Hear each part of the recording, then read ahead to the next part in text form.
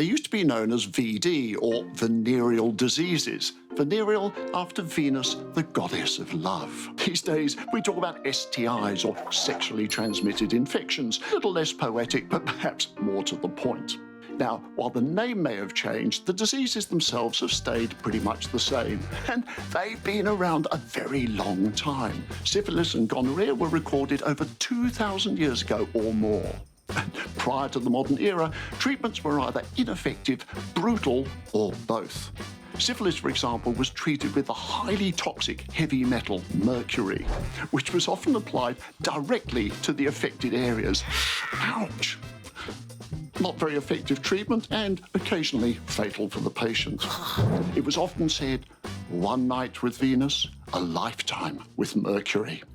Fortunately, after the Second World War, the arrival of penicillin meant that both these diseases became treatable.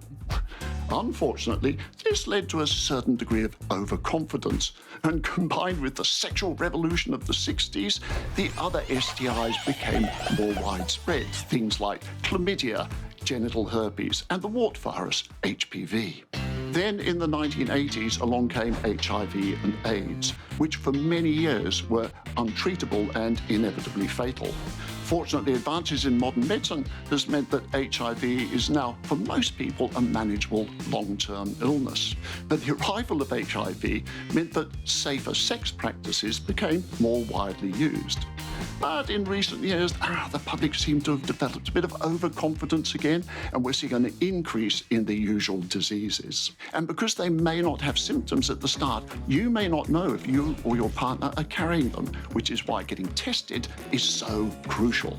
So please make sure you get vaccinated against things like HPV and hepatitis A and B, have regular sexual health checks, and always discuss safer sex with your partners. Oh, and always have some condoms handy just in case.